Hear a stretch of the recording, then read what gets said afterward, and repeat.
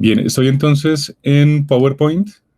Por favor, me confirman si están viendo la pantalla. Sí, profe. Ahí dice Goal Seeking, que es el arquetipo que vamos a ver hoy. Bien. Este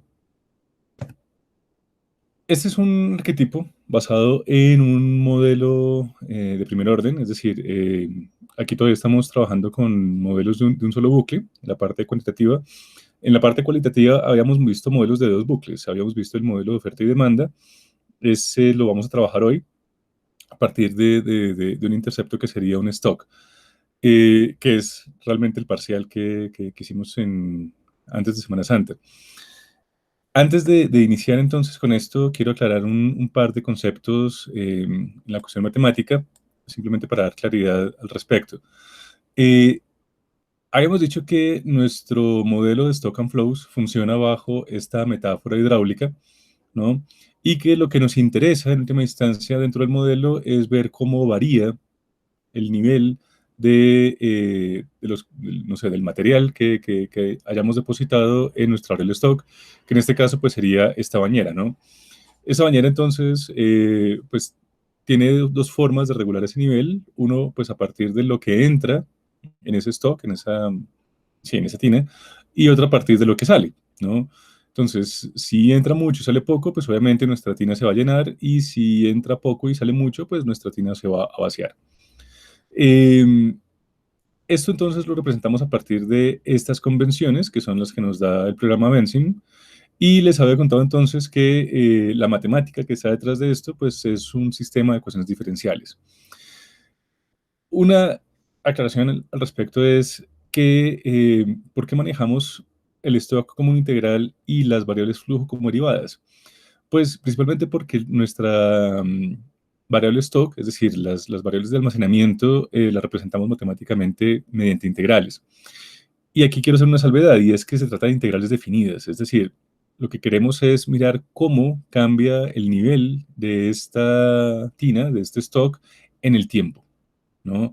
Por eso no trabajamos con, digamos, la integral clásica, sino una integral parcial, es decir, una integral donde nuestra variable independiente ya no es x, es decir, ya no es una variable que adopta cualquier valor, sino una variable t, ¿no?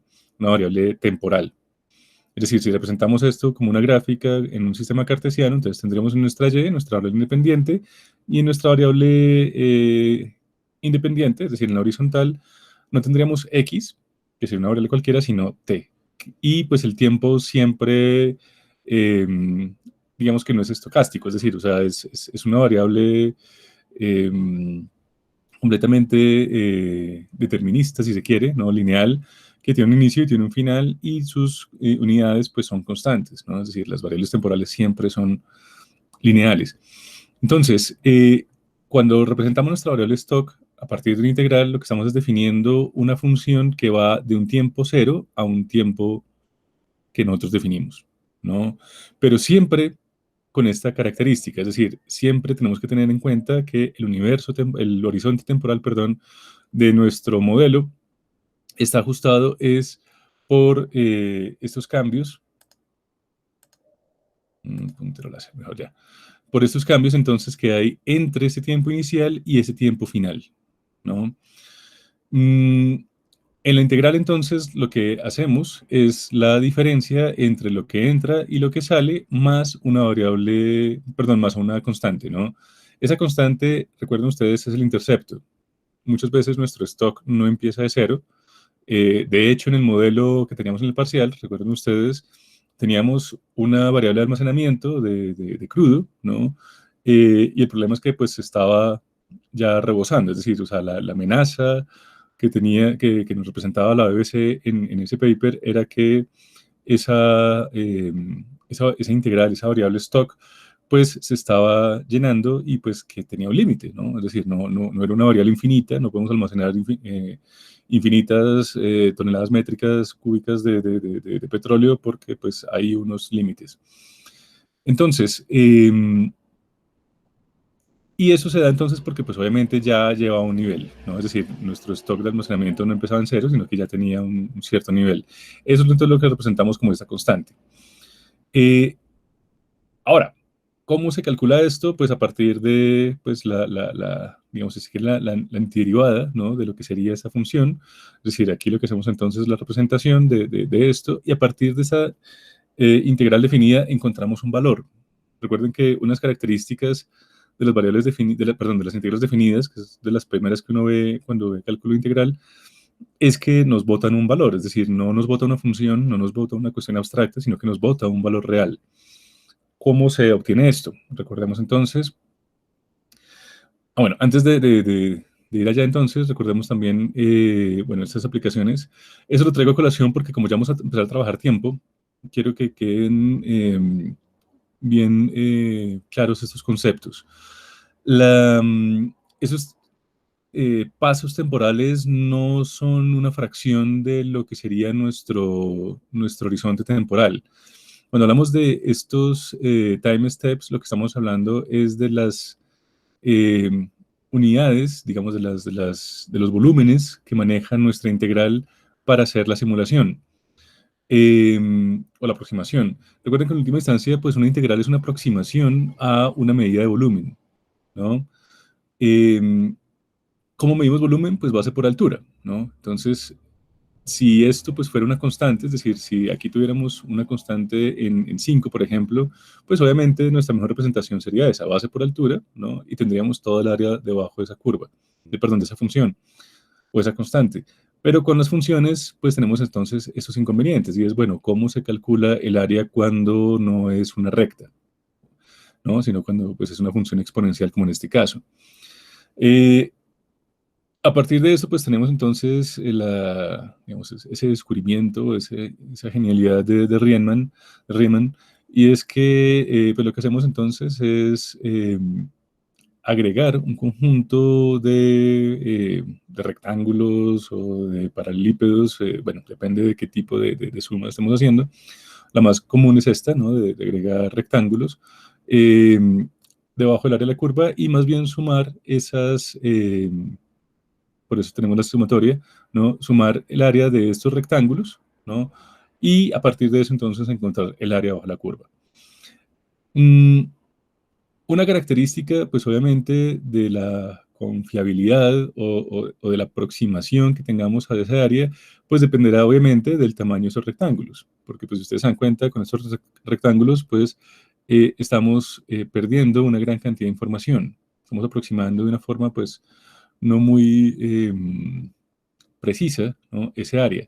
Entonces, lo que dice Riemann es que entre más estrechos sean el grosor de estos rectángulos que estamos poniendo bajo la área de la curva, pues obviamente nos va a tocar poner más rectángulos, pero ganaremos en aproximación, ¿no? Tendremos una cifra mucho más cercana a lo que realmente es la área de abajo de la curva.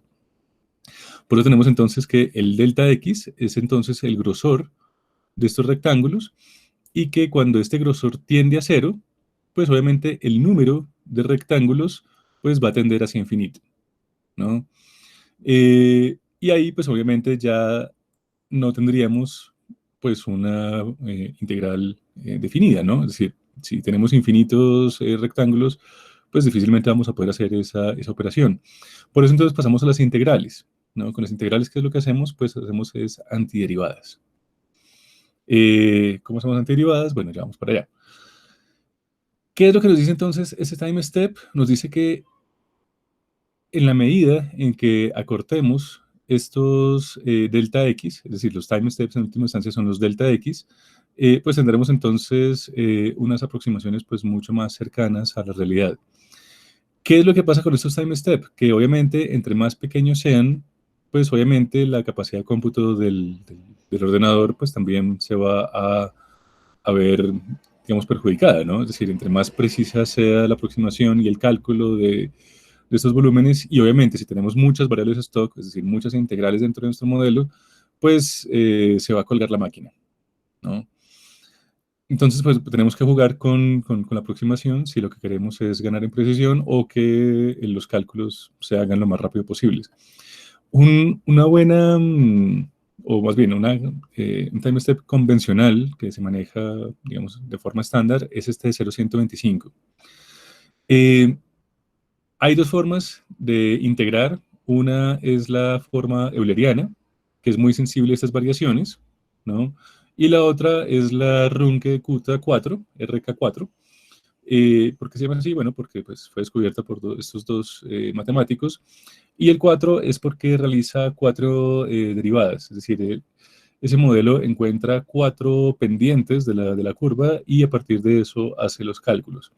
La Runge-Kutta no es muy sensible a estas diferencias, precisamente porque hace las 4 derivadas, ¿no? Entonces, con la Runge-Kutta sí pueden ustedes poner un 1, un 0,5, un 0,078, 125. No es problema porque, pues, realmente no le afecta. Eso es principalmente para las eulerianas, ¿no? Ahora, la Runge-Kutta, pues, también, como tiene que ser más cálculos, pues, también se demora un poco más, ¿no? Entonces, pues, bueno, estos son, digamos, algunas salvedades con respecto a lo que es el manejo tanto de las aproximaciones en el área, ¿no? Y tener presente que pues esta X es un tiempo. Entonces, este área debajo de la curva, pues son esos cambios que hay en la cantidad, pero con respecto al tiempo. Entonces, tengan siempre presente que por eso hablamos de modelos dinámicos, porque son modelos que se derivan, se integran, mucho, cambian, se transforman, evolucionan en torno a una variable temporal. Y por eso también es importante definir muy precisamente cuál va a ser nuestro tiempo inicial y nuestro tiempo final, porque estos valores son entonces los que van a estar en estos extremos, ¿no? Nuestro valor inicial va a ser este initial time y nuestro final time va a ser este valor de acá. Bueno, esto por este lado. Entonces, algunos de ustedes se preguntan, bueno, ¿por qué a veces nuestro stock nos representa, no sé, variables lineales y a veces nos representa variables exponenciales? Pues se debe principalmente a los valores del flujo de entrada. Me explico. Hemos dicho entonces que un stock es exactamente la diferencia entre el flujo de entrada y el flujo de salida. Eh, Para más o menos tener claro el concepto, simplemente eliminé el flujo de salida. Vamos a ver cómo se almacena en esta variable stock a partir de los insumos, de la alimentación, digamos, que recibe de esta variable de entrada. Este flujo neto, pues obviamente es la diferencia entre lo que entra y lo que sale, ¿no? En este caso, pues como lo que sale es cero, pues nuestro flujo neto va a ser principalmente el flujo de entrada. Entonces, si definimos el flujo de entrada como 1, es decir, como una constante, un valor, y nuestro flujo de salida como 0, pues como no tenemos flujo de salida, pues va a ser 0. Tenemos entonces para nuestra integral definida un tiempo inicial 0, un tiempo final 25 y un stock inicial, es decir, una constante dentro de nuestra integral que va a ser de 10, ¿no? Es decir, vamos a tener un intercepto de 10, que está acá, ¿no? Es este intercepto que ustedes ven acá. ¿Cómo hacemos este cálculo? Pues bueno, a partir de la derivada parcial de esta función en el tiempo, ¿no? Entonces, en el flujo de entrada, lo que vamos a tener es que como nuestra función no es una función, sino una constante, pues, y tiene un valor de 1, pues entonces nuestro flujo de entrada lo que vamos a ver es esto, ¿no? Es decir, que a medida que evoluciona el tiempo, pues nuestro flujo siempre va a ser el mismo. ¿Qué pasa con la integral? Recuerden ustedes, como estamos hablando de una antiderivada, pues la integral de 1 va a ser t, ¿no? Y t, pues tiene una característica y es que es un tipo de función que va a ser lineal. ¿Por qué? Porque si para cada valor de x vamos a tener t en y t es igual a y, pues entonces por t1 vamos a tener y1, por t5 vamos a tener t5. Recuerden que aquí tenemos un intercepto. Entonces, si aquí es 5, aquí es 15, si aquí es 10, aquí es 20, ¿no? Es decir, a cada operación tenemos que sumarle 10. Pero vamos a tener una función lineal. Esas funciones son, digamos, recurrentes en la vida real, en los modelos reales, rara vez, ¿no? Es decir, por eso principalmente usamos son modelos no lineales. ¿Por qué? Pues porque obviamente la característica de este modelo lineal, donde el flujo de entrada es una constante y únicamente tenemos un stock de almacenamiento, pues son modelos que rara vez se presentan en la vida real, ¿no? Usualmente lo que tenemos es que en el stock también salen las variables y que muchas veces este flujo de entrada no solamente depende de las decisiones que tome alguien, sino también de ese stock, ¿no? Porque pues estos stock tienen límites. Entonces el stock también influye en las decisiones que tomamos sobre cómo se alimenta este stock. Por eso este tipo de modelos tan lineales que manejamos, digamos, en las primeras partes, digamos, de los cursos de administración o de optimización lineal, pues son útiles para aprender cómo funciona, digamos, la matemática del asunto, pero pues no son muy prácticos.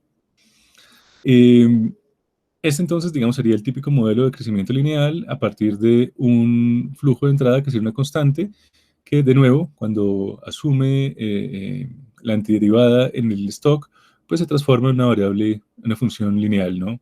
Y igual a t. ¿Qué pasa cuando cambiamos entonces los valores del flujo?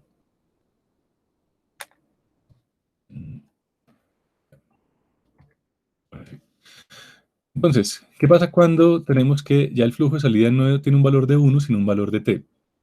Pues entonces en el valor de, perdón, en la gráfica del flujo de entrada, es decir, en esta parte de la función, lo que tenemos entonces es algo parecido a lo que vimos ahorita, ¿no? Es decir, tenemos que por cada valor de t vamos a tener exactamente un valor igual en y. Entonces, si t es 1, y va a ser igual a 1, si t es igual a 5, y va a ser igual a 5, si t es igual a 25, y va a ser igual a 25. Una función perfectamente lineal. ¿Qué pasa con el stock? El stock, pues tenemos la transformación, la antiderivada de esa función, y no sé si ustedes recordarán cómo son las antiderivadas, se suma 1 al exponencial y se divide entre el cociente de este más 1. Como el denominador de t en este caso pues es 1 y el exponente es 1, pues entonces sumamos entonces la antiderivada quedaría entonces t al cuadrado sobre 2, ¿no? Y ahí ya tenemos entonces una función de tipo exponencial. ¿Cuánto entonces va a ser el área debajo de la curva en nuestro tiempo final?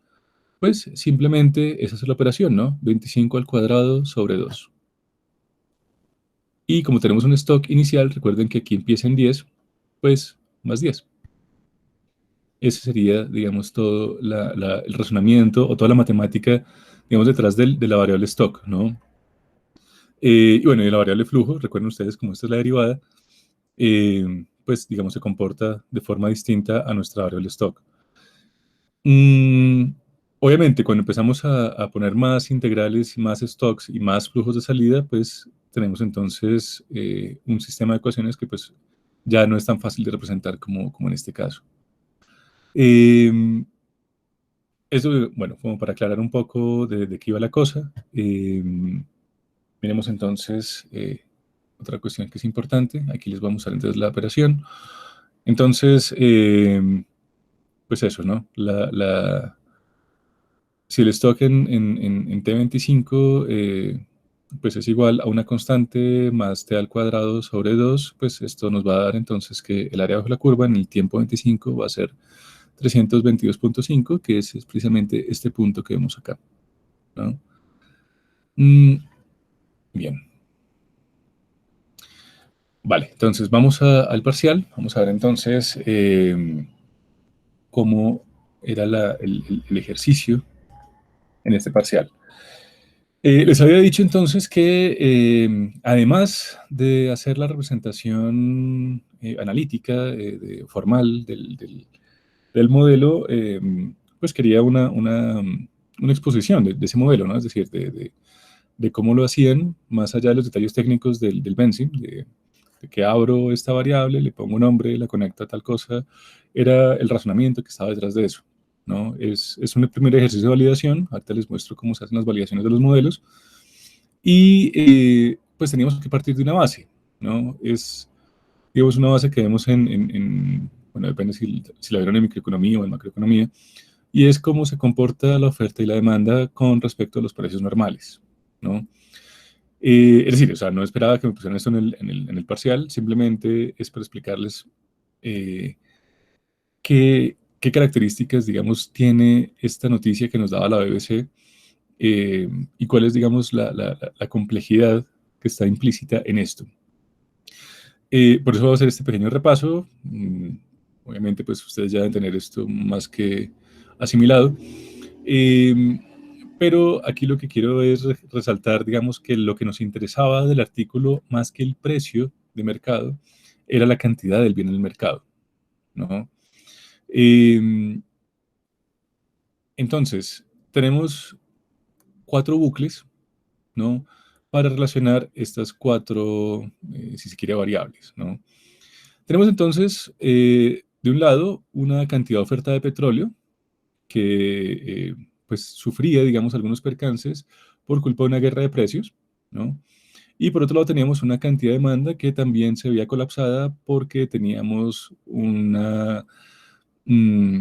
problema de consumo, y es que pues la gente está en sus casas, no consume petróleo, no saca el carro, entonces pues obviamente la demanda pues ha caído, ¿no?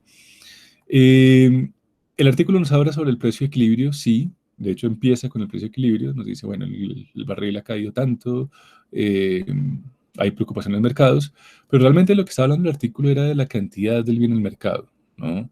Es decir, el problema que nos estaba diciendo el artículo es que se estaban agotando no los pozos, sino los tanques de almacenamiento, ¿no? Es decir, que ya iba a llegar a un punto en el que pues no iba a haber más depósitos para almacenar petróleo, ¿no? Y que pues teníamos un grifo abierto que nos iba a tocar quemar el crudo porque pues no había dónde almacenarlo y pues no había quien lo comprara, ¿no? Entonces, tenemos una cuestión acá, digamos, de este lado de los bucles, ¿no?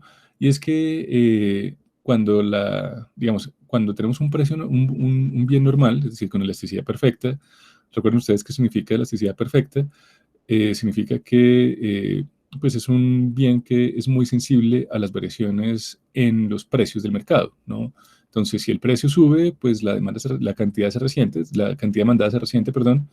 Es decir, si sube, por ejemplo, la leche de vaca, el precio de la leche de vaca, pues la gente va a tener o va a recurrir, digamos, a los sustitutos, ¿no? Es decir, a comprar leche de soya o leche de arroz o qué sé yo. Entonces, ¿es un bien elástico la leche? Sí, sí, porque pues por un lado tiene sustitutos y por otro lado, pues la gente no está dispuesta a sacrificar otros consumos, ¿no? Por consumir leche de vaca. Tenemos entonces que aquí no. Aquí lo que veíamos es que el petróleo, el crudo, perdón, según lo que nos mostraba el artículo, no se estaba comportando como un bien normal, ¿no? Más bien la elasticidad era bastante extraña. No era una elasticidad perfecta, sino todo lo contrario, una elasticidad bastante imperfecta. Bueno, entonces tenemos de este lado que cuando la cantidad demandada aumenta en un mercado, es decir, cuando la gente está consumiendo mucho, pues la cantidad de ese bien en el mercado pues va a disminuir, ¿no? Tiene sentido, ¿no? Si la gente consume mucho, pues esto se va a agotar, va a ser un bien escaso. Y cuando la cantidad de un bien pues aumenta, pues tenemos un fenómeno y es que pues caen los precios y por lo tanto pues la cantidad demandada también va a aumentar, ¿no? Y por otro lado tenemos este otro bucle que nos dice que la cantidad del bien en el mercado, cuando la cantidad del bien en el mercado aumenta, la cantidad ofertada disminuye, ¿no? Lo mismo, tenemos aquí un fenómeno de precios y es que, pues si el mercado es inundado de algo, pues esos precios van a caer y la cantidad ofertada pues va a tender a disminuir, ¿no? Y por el contrario, si la cantidad ofertada aumenta, pues también la cantidad en el mercado va a aumentar. Entonces, estos, digamos, serían los dos bucles con los que trabajaríamos en nuestro modelo. Tenemos un bucle que alimentaría nuestro stock, que sería el bucle de la oferta, y tendríamos un bucle que desalimentaría, vaciaría más bien nuestro stock, que sería el bucle de la demanda.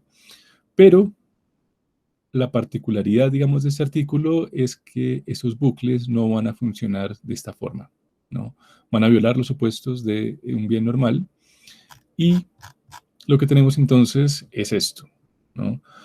un bucle de oferta en el cual, en la medida que aumenta la cantidad ofertada, producida, pues obviamente también va a aumentar la cantidad almacenada de crudo, es decir, hasta aquí se mantiene la ley, digamos, si se quiere, de oferta y demanda, pero tenemos una salvedad, una discrepancia frente a la teoría que nos dice que entre más cantidad almacenada de crudo, tendremos también más cantidad de crudo producida. Eso es una rareza, ¿no? Es decir, esto no es lo que esperaríamos en un mercado de bienes normales. ¿Y esto por qué se da? Se preguntarán ustedes, pues principalmente por esta guerra en los precios de crudo.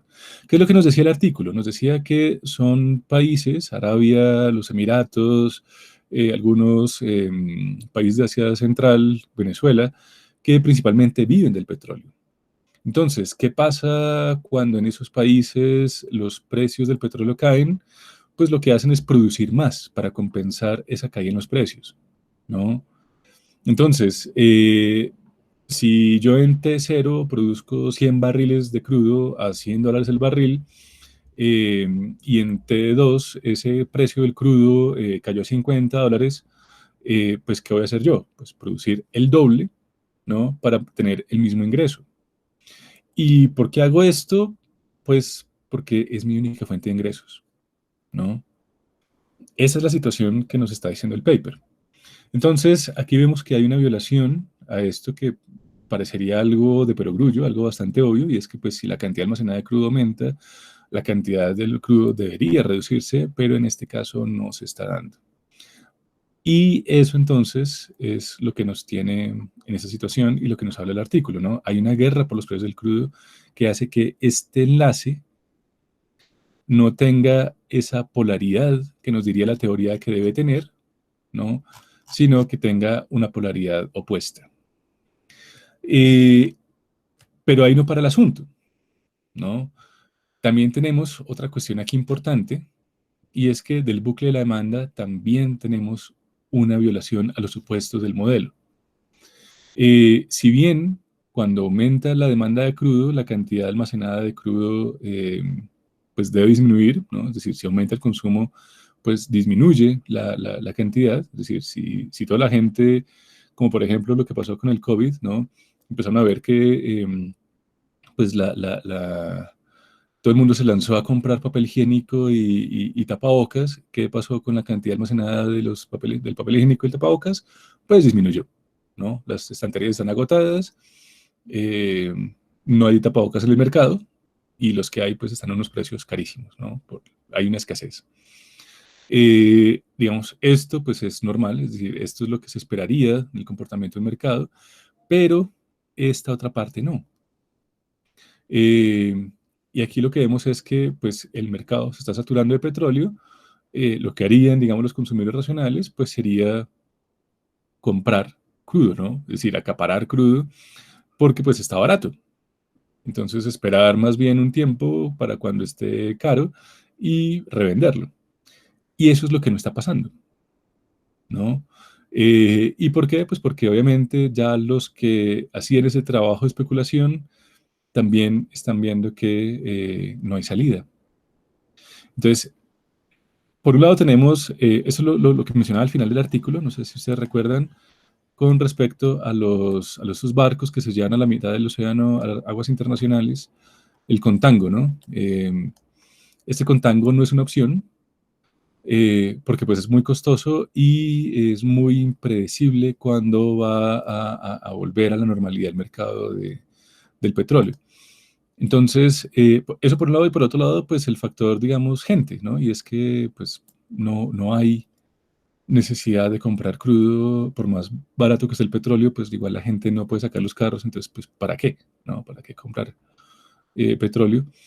Y entonces tenemos, digamos, que este bucle, que este bucle se ve, digamos, violado en sus principios teóricos por esas dos características, ¿no? Y es que pues la gente no está aprovechando esa baratura en los precios para comprar y después usarlo o especularlo o almacenarlo, porque pues hay estos dos factores, ¿no? Lo del contango que les contaba ahorita y lo de la caída en el consumo por la cuarentena, por las cuarentenas en todo el mundo.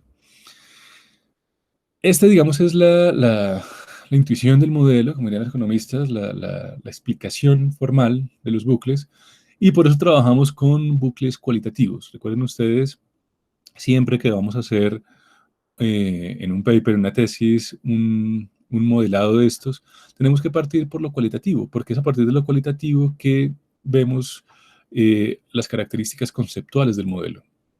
Entonces, siempre tenemos que partir de este tipo de análisis, ¿no? ¿Qué tipo de bucles están dando y si esos bucles, pues, son normales, son anormales? Y a partir de eso, pues, obviamente, hacer la representación. Entonces, bueno, ¿qué les pedía yo que hicieran? Bueno, digamos, esta primera parte y la segunda, que ya era la formalización del modelo en un modelo Forrester, en un modelo cuantitativo. A partir de lo que hemos visto, ¿no? Lo que hemos visto pues era un modelo de dos bucles a partir de una intercepción, es decir, en última instancia sigue siendo un modelo primer orden, pero con dos bucles. ¿Y por qué primer orden? Pues porque solamente tiene un stock, ¿no? Que sería, digamos, la intersección de ambos bucles. Ambos se juntan en este almacenamiento, en esta variable stock. Se preguntaron ustedes por qué es esta la variable stock. Recuerden ustedes que el segundo paso en o sea, para pasar de lo cualitativo a lo cuantitativo, pues es definir qué tipo de variables son estas, ¿no? Aquí, pues, creo que la cuestión es bastante sencilla, ¿no? Es decir, si estamos hablando de almacenamiento, pues esta es la integral, ¿no? Es decir, matemáticamente lo que nos representa una variable de almacenamiento, pues va a ser una integral, y ya sabemos que pues, la integral en nuestro modelo es una variable, ¿dónde está? Aquí, stock, o de nivel, ¿no? ¿Qué es lo que alimenta o desalimenta este stock? Pues va a ser por un lado la oferta y por otro lado va a ser la demanda, ¿no? Es decir, lo que entra a este stock pues es lo que se produce y lo que se produce pues es la oferta y lo que desalimenta va a ser lo que se consume, que es la demanda. Entonces, estas dos van a ser nuestras variables de flujo, ¿no?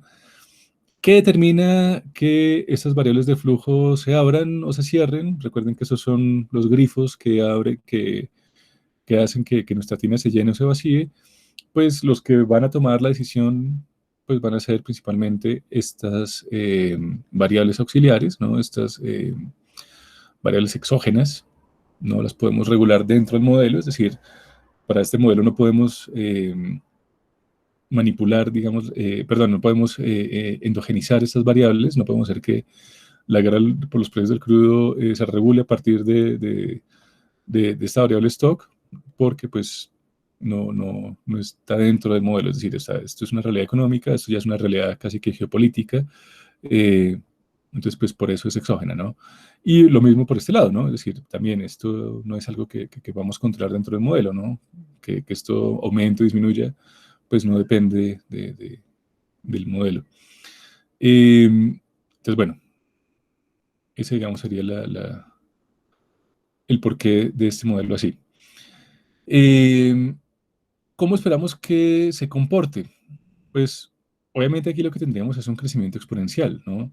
Porque por el lado de la oferta, este bucle pues es de refuerzo, ¿no? Debería ser de balance, pero es un bucle de refuerzo, porque a más producción de crudo, más almacenamiento, y a más almacenamiento, pues hay una reducción en los precios que hace que haya más producción de crudo. Aquí podríamos incluso incorporar una variable precio, ¿no? Que nos invierte esta polaridad, ¿no? Que nos hace que siga siendo positiva, ¿no? Eh, y es que más almacenamiento de crudo, pues menores precios, y a menores precios, pues más producción, ¿no? Y por este lado, pues bueno, tenemos entonces que a más almacenamiento de crudo, pues no tendremos mucha demanda y pues si hay demanda, pues sí se va a vaciar esto, pero el problema es que por la acción de esta variable, pues no se comporta, digamos, de una forma normal, ¿no? Hay una reducción, una caída en la demanda. Eh, ¿Qué esperamos? Pues obviamente que este bucle sea el dominante, ¿no? Porque es el que más está influenciando el comportamiento de nuestra variable stock. ¿Por qué? Pues porque obviamente todos los países petroleros hablo en pasado, porque ya por fin se reguló esto. Eh, si han visto noticias, pues habrán visto que Bush ya pactó con la OPEP y con Rusia para cerrar los grifos, para cerrar este grifo, literalmente, y hacer, pues obviamente, que pues, esto se ajuste a la nueva demanda, ¿no? Veíamos que esto era complicado, ¿no? Es decir, el- este artículo mismo nos decía que pues esto no era tan sencillo, es decir, cerrar el grifo no era muy sencillo, no solamente por la dependencia de los países petroleros frente a los ingresos del petróleo, sino también a las cuestiones técnicas, ¿no? Y es que si se cierra el grifo, pues después de pronto no se puede volver a abrir, ¿no? Es decir, encontrar la presión adecuada para que el petróleo salga de la tierra, ¿no? A partir del bombeo de aire, pues es una calibración bastante complicada y una vez se encuentra, pues es difícil replicarla, porque pues obviamente también el petróleo se va agotando en el yacimiento, entonces también toca cambiar las presiones y bueno, la parte técnica no la entiendo muy bien, pero pues también digamos ahí hay una cuestión importante y es que no solamente la dependencia del petróleo, sino también el cómo se extrae el petróleo, ¿no? Que hace que también cerrar un pozo pues sea algo complicado. Mm, Entonces, tenemos dos bucles, uno de entrada, uno que alimenta, perdón, ese stock, que es el que predomina, porque pues hay una gran oferta, y este sería pues obviamente un bucle que pues está ahí, pero que tiene un efecto muy chiquito sobre el comportamiento del stock, porque pues la caída, perdón, por la demanda ha caído, ¿no? Eh, por eso entonces tenemos un bucle, perdón, un comportamiento en el almacenamiento, en esta variable de almacenamiento de carácter exponencial, es lo que se esperaría, ¿no? Eh, hagamos nuestro síntesis para validar el modelo. Entonces, lo que esperaríamos es que si aumenta la tasa de petróleo, es decir, si aumenta este flujo de entrada, pues este crudo va a aumentar, este nivel, este stock, pues obviamente va a aumentar su nivel. Pasa eso, pues miremos. Aquí estamos en 0,143. Ah, bueno, ahorita revisamos también los parámetros, también, que es una parte importante de la validación. Eh, entonces, bueno, con 0,143, la,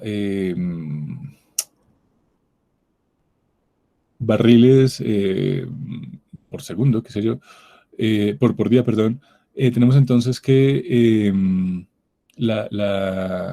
perdón, por día no, bueno, ya me encontraré. Con esta tasa, perdón, entonces de producción, es decir, ya, esto por esto, es decir, o sea, frente a lo que hay, ¿no? Esa tasa de producción, lo que nos entonces reportaría es que en el día 1000, pues tengamos más de 1.500 trillones de barriles, ¿no? Si esto fuese posible, ¿no? Si esto aumenta, esperaremos entonces que esto también aumente, ¿no? Miremos a ver qué pasa. Efectivamente, ya pues es una cifra bastante eh, alta, ¿no? Es decir, ya prácticamente llegamos al infinito en el día 150 y algo, 170 casi. Eh, vemos entonces que esa cifra al infinito, a medida que vamos desplazándonos a la izquierda, es decir, vamos reduciendo esa tasa de producción, pues va aumentando en el tiempo. Entonces, pues lo que vemos es que sí, se comporta como esperaríamos, ¿no? Y si esta tasa pues cae a cero, bueno, aquí hay un volumen negativo, esto pues no es algo normal. Si cae a cero, pues simplemente se mantiene la tendencia porque pues hay digamos, hay un retraso en el modelo, ¿no? Y es que además también nuestra área de almacenamiento no empieza en cero, ¿no? Es decir, ya hablamos de un problema porque pues la tasa de almacenamiento, perdón, el almacenamiento del crudo pues ya en ese momento, en 31 de marzo, pues ya se estaba desbordando, ¿no? Es decir, ya existía el problema, ya la gente está preocupada porque, bueno, no hay dónde más meter crudo y pues sabemos que eso porque pues esto partía de una constante, un intercepto. Eh, Entonces, bueno, esta variable, digamos, esta constante, se comporta como debería comportarse. Entonces, bueno, resetémosla. Aquí volvemos entonces a cómo estaba definida. Y con respecto a esta variable, ¿se comporta o no se comporta como debería?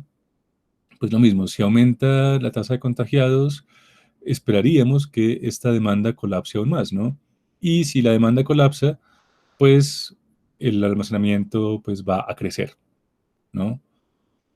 La producción seguiría igual, es decir, esta no tendría por qué resentirse y pues miremos a ver qué pasa.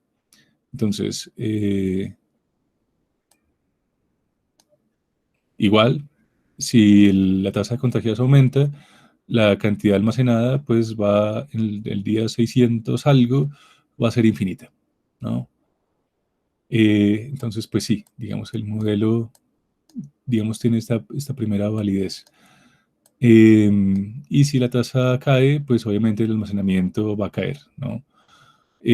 ¿Por qué? Pues porque va a haber mucha demanda, es decir, va a haber mucho consumo y pues estos eh, containers, si se quiere, pues van a explotar, ¿no? Es decir, la oferta, digamos, perdón, la cantidad en el mercado pues va a caer porque pues va a haber mucha gente consumiendo. Aquí estamos en 0.25. También pues tenemos entonces el comportamiento esperado del modelo con los parámetros, digamos, actuales. Entonces, los que hicieron esto, esta primera aproximación al modelo, pues fueron los que sacaron el 5, ¿no? Realmente digamos, la parte formal ya la hemos visto, esta estructura ya estaba definida, simplemente era adoptar los parámetros. ¿Qué parámetros puse yo? Como les comentaba,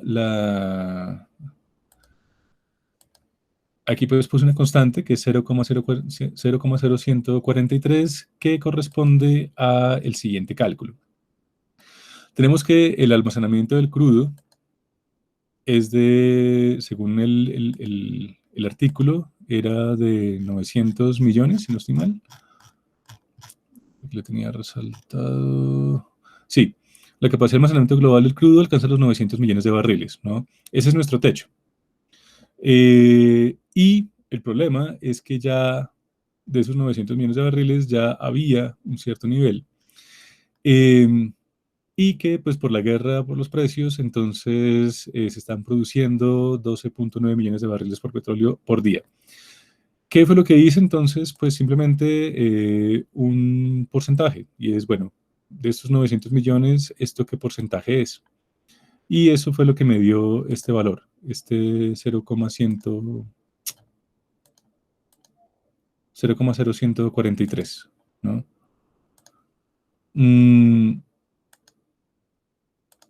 Bien. Sí. Estos 684 millones, ¿de dónde salen? Pues salen de este estimado que nos dan, perdón, más arriba, 680 y... Acá. Según, bueno, esta consultora petrolera con sede en Oslo, se estima que el 76% del almacenamiento mundial ya estaba lleno. ¿Qué significa esto? Pues que, ¿cuánto es el 76% de 900 millones? Pues esta cifra que vemos acá, estos 684 millones. Ese fue el valor que tomé para el stock inicial y pues esto, recuerden ustedes, nos lo da por default el modelo, el programa, el software, y es pues simplemente la diferencia entre lo que entra y lo que sale, ¿no? Lo único que tenemos que entonces que cuadrar es este valor inicial, que pues, digamos, es lo que nos da el artículo. ¿Qué otra cifra? Bueno, por el lado de la oferta, entonces, ¿a qué es igual entonces este grifo? Pues simplemente a esa tasa de producción de crudo, es decir, esos 12.900.000 barriles de crudo diarios por el almacenamiento de crudo, ¿no? Simplemente fue esa ecuación. Bueno, por el lado de los contagiados, tenemos aquí este 0,004 que corresponde a... me estoy enredando. A... ¿dónde está? Bueno, por aquí hay un dato que nos dice en cuánto ha caído. Acá. La demanda a nivel global durante el primer trimestre cayó en 3.8 millones de barriles por día, alrededor de un 4% de los suministros mundiales, ¿no? Obviamente, pues esta cifra es problemática, ¿no? La cuestión aquí es entonces cómo representar esto, porque, es decir, cayó en 3.8 millones, no cayó a 3.8 millones. Sin embargo, pues yo lo interpreté, o sea, lo puse en el modelo como si hubiera caído a 3.8 millones, ¿no? Y es el parámetro entonces que tenemos acá, este 0,04. Bien, le puse un 0 de más para mostrar digamos, el impacto que tiene, ¿no? Porque con 0,04 pues, el modelo pues era muy chato, digamos, en el sentido de la representación. Esos son los parámetros. Y bueno, para la parte de demanda de crudo, pues es... Ah, bueno, aquí si ustedes se dan cuenta, esa tasa de consumo, ¿no? La puse negativa por una sencilla razón y pues es que es una caída en el consumo, pues obviamente tenemos entonces que representarla de una forma y es invirtiendo, digamos, el sentido, ¿no? el signo de esa tasa. Entonces tenemos almacenamiento de crudo por esa tasa de contagiados por -1, ¿no? Para representar el efecto que necesitamos. Y pues conceptualmente tiene sentido, ¿no? Es decir, esto es realmente una caída en la demanda, es decir, no es una constante, no es una tasa normal en la demanda, sino algo que hace que caiga la demanda, por lo cual pues tiene sentido que el signo sea negativo. Bueno, ya hemos visto que la representación entonces era esta función exponencial. Ahora, esto tiene sentido teóricamente, sin embargo, el paper también nos está diciendo que hay un techo, ¿no? Es decir, que el almacenamiento no puede ser de 1.500 trillones ni de 2.000 trillones, sino que hay un límite de 900 millones. Es decir, esperaríamos entonces no un comportamiento de ese tipo de crecimiento exponencial de esta forma, digamos, sino más bien un crecimiento asintótico, es decir, más bien algo así, ¿no? Las diapositivas. Esperaríamos entonces no un comportamiento, digamos, como el que veíamos de esta forma, sino más bien un comportamiento de este tipo, ¿no? Es decir, es un comportamiento en el cual se almacena, se almacena, se almacena hasta que ya no da más, ¿no? Y ahí se supone que pararía, ¿no? Porque pues si no hay más donde almacenar el petróleo, pues, ¿qué tendrían que hacer los productores de petróleo? Pues principalmente quemarlo, ¿no? Así como lo que veíamos, por ejemplo, el año pasado con las marchas de los campesinos, que pues si hay una saturación en la cantidad, por ejemplo, no sé, de mandarinas en el mercado, pues las mandarinas se arrojan al río, por ejemplo, ¿no? Porque pues ya las centrales de abasto no tienen cómo, digamos, almacenar más de ese bien. Entonces, pues, ¿qué pasa con el excedente? Pues se perdería. Y aquí entramos entonces a un punto importante y es que esos bucles de balance, como el que veíamos en nuestro modelo, puede tener esta forma, ¿no? Y es que veíamos que si aumenta demasiado, perdón, si disminuía el COVID, por ejemplo, o si disminuía la producción, pues esto es lo que iba a pasar con el almacenamiento, ¿no? Es decir, iba a caer. Iba a caer hasta un punto asintótico, es decir, iba a caer hasta cero.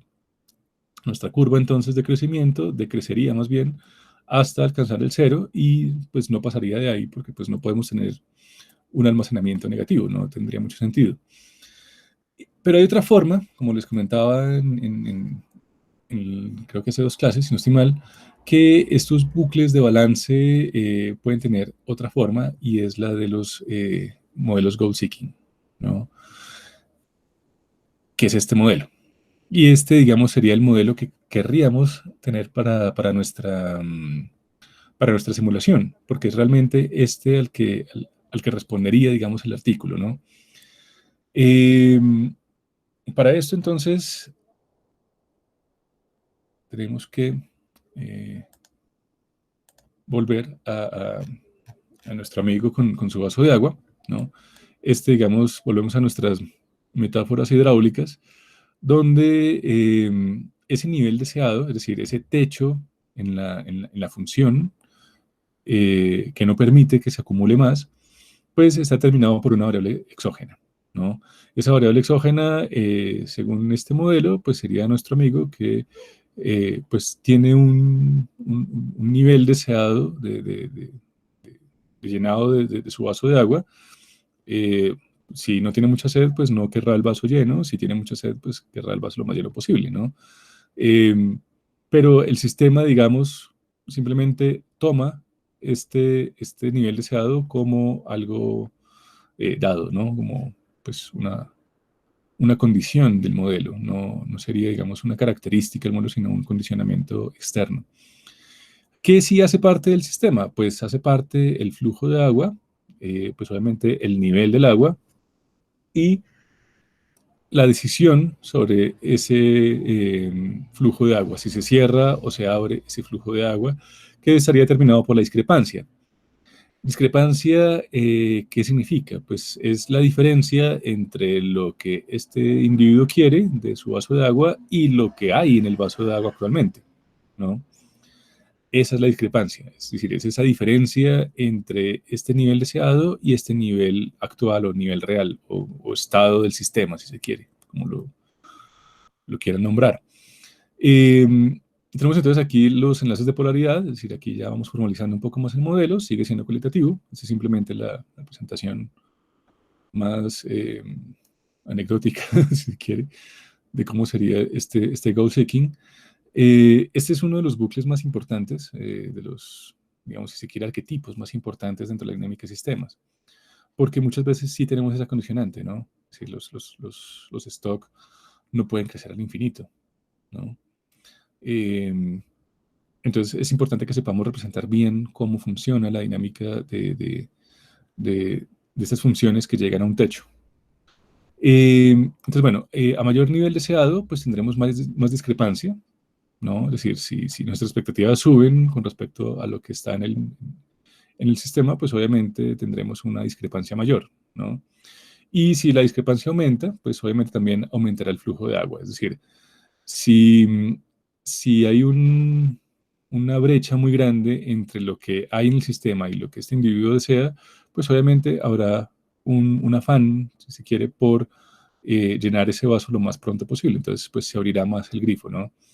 Entonces, a mayor discrepancia, mayor flujo de agua, ¿no? Eh, si el flujo de agua aumenta, pues obviamente también va a aumentar el nivel. Tiene sentido, ¿no? Es decir, si abrimos mucho el grifo, pues obviamente nuestro vaso se va a llenar más rápido. Y es un bucle de balance porque pues tenemos esta polaridad de enlace negativa. Recuerden que si hay una polaridad de enlace negativa, o más bien si hay un número impar de polaridades negativas en un bucle, pues ese modelo va a ser de balance, sí o sí. Y aquí pues obviamente uno es impar, por lo tanto nuestro modelo es de balance. ¿Y cuál es la lectura de esto? Pues que si nuestro nivel de agua en el vaso aumenta, pues nuestra discrepancia disminuye, ¿no? ¿Y por qué disminuye? Pues porque este nivel real se acerca cada vez más al nivel deseado. Y por eso, pues tendremos una discrepancia menor, porque pues si el nivel deseado es igual al nivel real y lo restamos, pues ¿qué nos va a dar? Un cero, ¿no?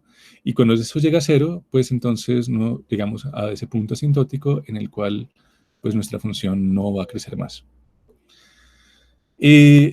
¿Cómo formalizamos eso en un modelo Forrester? Tenemos aquí una aproximación a lo que sería, digamos, esa representación. Si ustedes se dan cuenta, estamos parados en el flujo de entrada. Es decir, un modelo goal seeking no lo podemos representar desde lo que sale, sino únicamente desde lo que entra.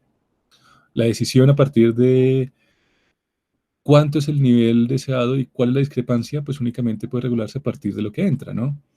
Es decir, aquí si ustedes se dan cuenta, pues no hay un hueco en el vaso que haga que este nivel de agua pueda disminuir, ¿no? Únicamente puede aumentar. Por eso entonces la representación, tanto en la parte cualitativa y conceptual, como en la parte ya formal del modelo, pues es dado a partir de un stock que no tiene salidas. Ahora, ¿necesariamente tiene que ser así? No, no, es decir, aquí podemos agregarle un flujo de salida, por supuesto, pero lo que sí es importante tener presente es que esa regulación, es decir, este techo, debe ir en esta parte del bucle, ¿no? En el bucle donde se alimenta nuestro sistema, no en el que los alimenta. De hecho, en nuestro modelo tendremos un bucle, perdón, un flujo de salida, por supuesto, el flujo de salida se mantiene, es decir, hay una demanda, y pues lo que hace el COVID es que si bien exista un huequito aquí en el vaso que haga que el agua se salga, el efecto del COVID es que ese huequito en el vaso pues sea pequeño, ¿no? Y pues que no salga mucho, o por lo menos que sea su flujo más pequeño que este de entrada, por lo cual pues este nivel, eh, aunque salga agua de nuestro vaso, pues igual va a aumentar, porque ese flujo pues es menor al de entrada. Bien. Entonces, de nuevo, este nivel deseado, es decir, esta meta, por eso se llama goal seeking, porque es pues, una persecución de metas en última instancia, es decir, es un sistema que va a tender hacia esa meta, hacia esa asíntota, y esa asíntota es, pues, en este caso, por lo menos, en los modelos más sencillos, va a ser exógena, ¿no? Y lo vamos a representar como una constante.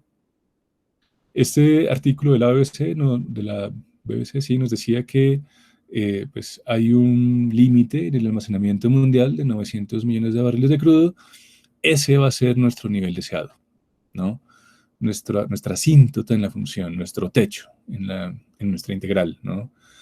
Tendremos una discrepancia, igual que acá, una discrepancia que va a ser el resultado de la diferencia entre nuestro nivel deseado, que son los 900 millones de barriles, y ese stock inicial, por lo menos que nos decía el artículo, que eran el 76% que ya estaba lleno, ¿no? Es decir, nuestro vaso, si se quiere, o nuestras reservas de petróleo ya estaban llenas en un 76, 78%, no me acuerdo bien qué es lo que decía, y va a ser entonces esa diferencia, ¿no? Y por otro lado, entonces, es a partir de esa discrepancia que vamos a tomar una acción sobre el sistema. Recuerden ustedes que estas variables auxiliares, que son las que determinan qué tanto se abre o se cierra nuestro grifo, ¿no?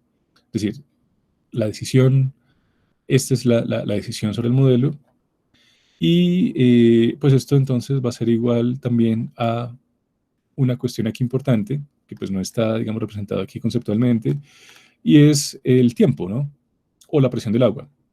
Es decir, aquí podemos tener entonces eh, dos, digamos, también dos condiciones, digamos, externas, que es, bueno, cuánto tiempo se demoraría en llenar el vaso de agua, ¿no? Que sería una variable temporal, o de cuánto es la presión del agua, ¿no? Porque pues obviamente también podemos abrir mucho o poco el grifo, pero pues si nuestra presión del agua es un chorro minúsculo, pues no importa qué tanto abramos o cerramos el grifo, pues igual el sistema se va a llenar, eh, digamos, independientemente de esos parámetros que nosotros definamos, ¿no? Entonces, es importante tener presente esto, ¿no? O a qué velocidad, digamos, se da, digamos, este flujo que llenan nuestro stock, o en qué tiempo, que digamos es algo análogo, ¿no? Recuerden ustedes, pues, también velocidad es una variable que tiene en cuenta el tiempo. Se llena entonces este vaso de agua, ¿no? Bien, entonces miremos los parámetros y las ecuaciones para ver cómo se representa la estructura de esto. Aquí entonces lo que tenemos es un modelo basado en esto, ¿no? Es decir, aquí todavía no incorporamos los elementos del parcial. Aquí tenemos entonces un nivel deseado que serían 250 mililitros y esta es una característica también que voy a empezar a molestar bastante. Ya tenemos entonces que empezar a definir las unidades, ¿no? Recuerden aquí ustedes que también hay un chequeo de unidades, entonces esto también va a ser un criterio que va a tener de aquí en adelante presente para sus modelos. Entonces, bueno, tenemos nivel deseado, son 250 mililitros de agua. Tenemos entonces una discrepancia que va a ser igual al nivel deseado menos el nivel del vaso de agua. Y aquí es importante siempre tener presente qué va primero y qué va después. Si esto fuera una suma, no importaría el orden, pero como es una resta, sí importa e importa mucho. El nivel deseado, nuestro goal, siempre va a ir en esta parte de la diferencia. Es a lo que se le resta, no es lo que resta, sino a lo que se le resta. Este nivel del vaso que va a ser nuestro estado del sistema, nuestra variable stock, ¿no? Bien, tengan presente esto.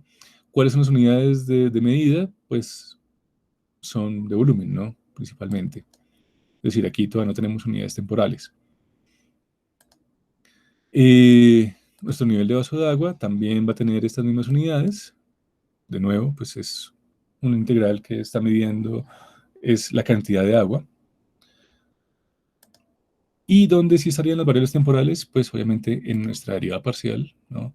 Que serían mililitros por segundo. Entonces, ¿cuál es la operación que realizamos acá? Pues la diferencia entre este nivel deseado con respecto al nivel real del agua, o el estado actual del sistema, por la presión del agua, ¿no? Si esto fuera una variable temporal, es decir, en cuánto tiempo se llena el vaso, pues no iría multiplicada, sino dividida, ¿no? Recuerden ustedes que siempre nuestras variables temporales van en el denominador. Las otras variables que no son de tiempo, usualmente las tasas de crecimiento, que en este caso, pues, la presión del agua sería eso, una tasa de crecimiento o sí, de crecimiento de ese nivel del agua, pues va entonces como una operación, como una multiplicación, ¿no? Y eso era, digamos, algo que veíamos en el modelo anterior, en la sesión anterior, y es que cuando tratamos de goal seeking, pues digamos, este principio que habíamos visto como algo constante, ¿no? Que siempre hay una multiplicación en estos flujos de entrada, pues aquí sí se puede violar cuando hablamos de goal seeking. Bueno, y ya les vamos a ver entonces cómo se puede, digamos, invertir esto para que no sea presión del agua si no tenemos ese dato, sino, por ejemplo, el tiempo, ¿no? Eso nos da, pues, un poco más de libertad. Si no tenemos un dato, poder reemplazarlo por otro, aunque con ciertos cambios en la ecuación, ¿no? Y aquí en la presión del agua, pues, puse esta medida, ¿no? De 0.3 mililitros, ¿no? Por segundo, ¿no? Como esto es un porcentaje, pues no tiene una unidad, por eso lo que hice fue multiplicarlo por 1, ¿no? Entonces, pues, esta unidad sobre segundos.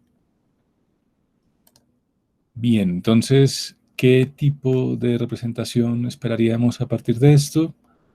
Hagamos la simulación.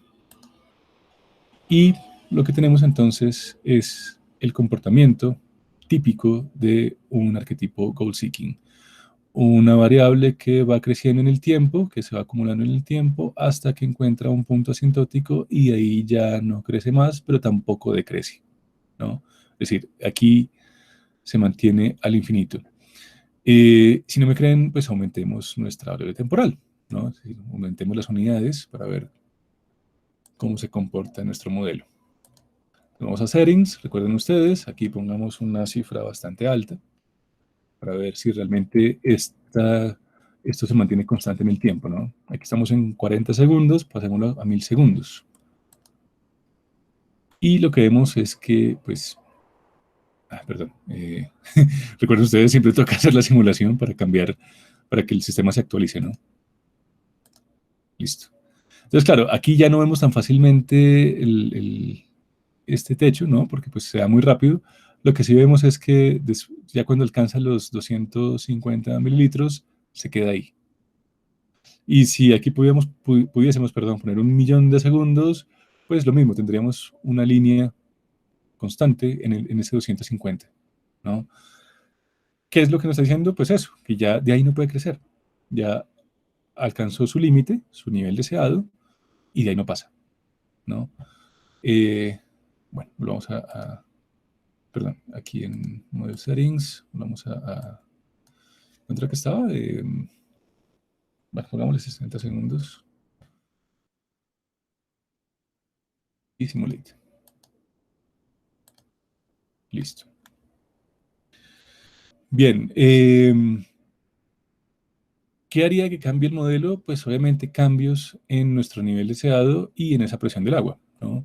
Que son nuestras variables exógenas.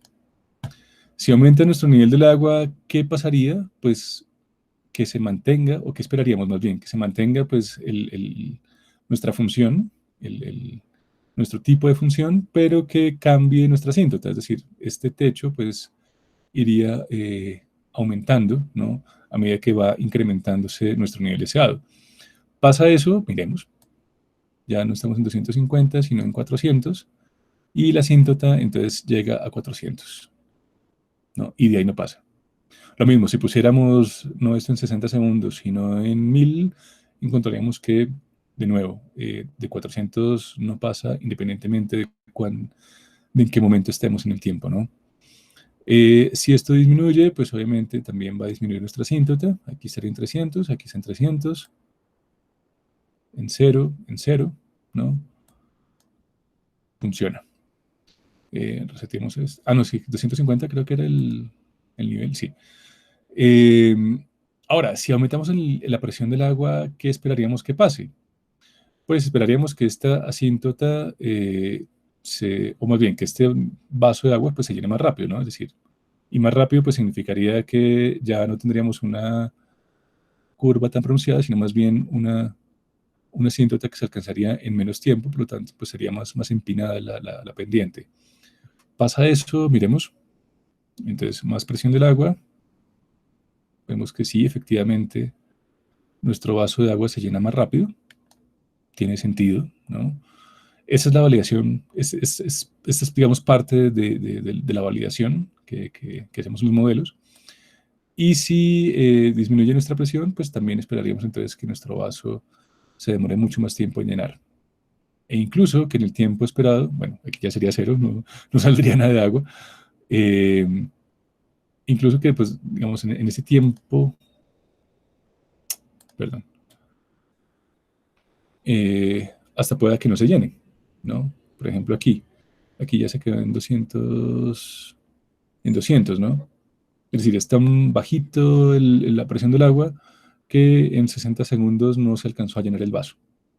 Un vaso de 250 centímetros cúbicos, es decir, de un cuarto de litro. Un vaso grande, ¿no? Bien. Bueno, les decía que aquí podemos entonces manejarlo como una tasa de crecimiento o podemos manejarlo como una variable temporal. Pero entonces nos toca, obviamente, cambiar las funciones. Miremos entonces, si esto ya no es 0,3, la tasa de crecimiento, sino, por ejemplo, no sé, que esta discrepancia se va llenando a 1.6 mililitros por segundo, sí, o dependiendo de la constante que tengamos en el almacenamiento, entonces ya no sería 1 sobre segundo, sino simplemente segundos.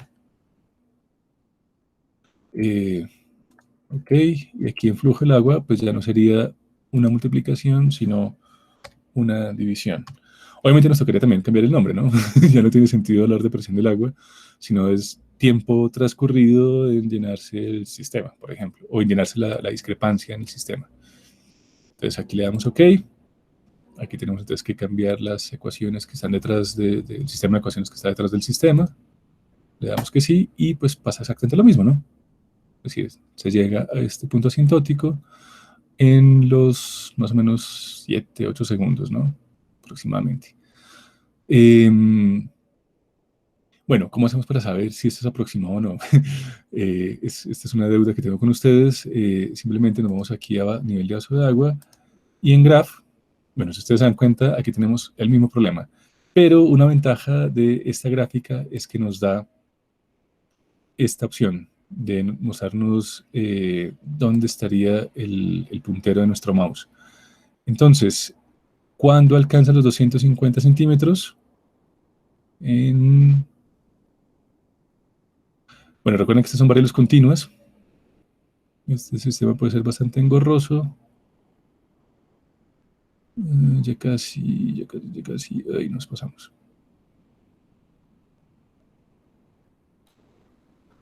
Y el problema con las asíntotas es esto, que se demora una eternidad. Ya, 250 lo alcanzamos en el segundo 21.6563. Con una precisión bastante alta, ¿no? Bueno. Bueno, les iba a decir algo al respecto. Bueno, si ustedes se dan cuenta, aquí ya nos aparecen entonces las unidades en las que está definida nuestra variable dependiente, ¿no?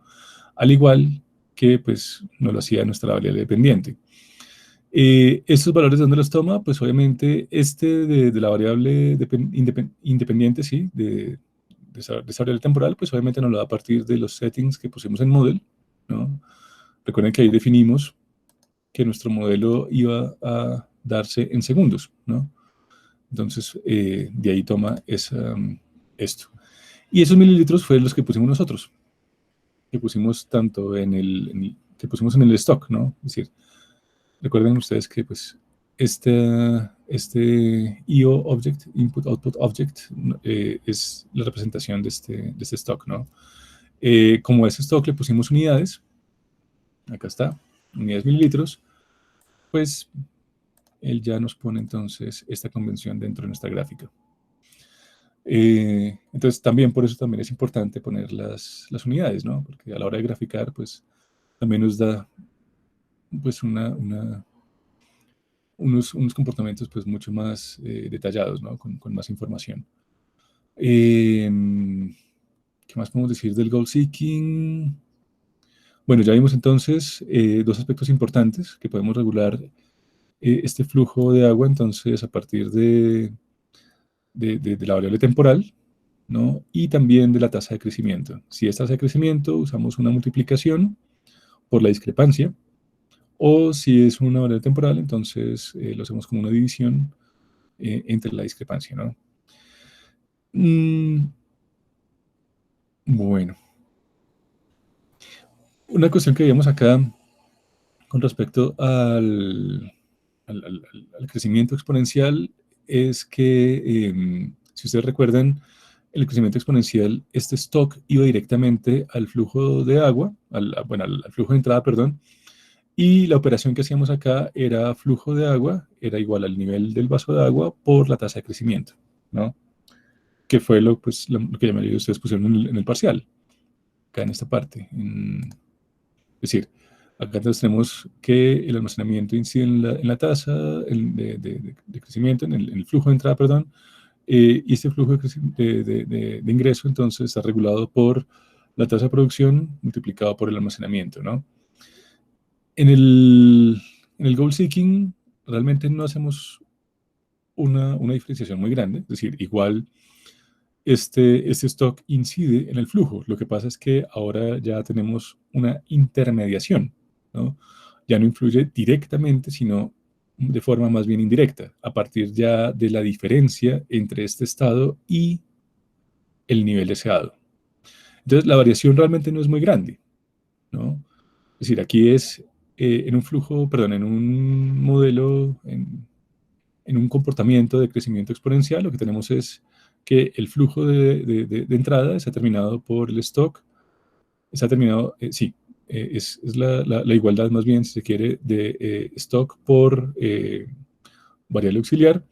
Aquí lo que tenemos entonces es que sería la discrepancia por la variable auxiliar. Pero en la discrepancia, pues igual está contenido nuestro stock, ¿no? Solo que limitado a este nivel deseado. Eso es lo que le pone el techo. Entonces, pues matemáticamente no es un salto cuántico, ¿no? Es decir, realmente no cambia mucho, digamos, la ecuación, ¿no? Es simplemente que ya no conecta directamente, sino indirectamente. Mm, bueno, espero que haya sido clara la explicación.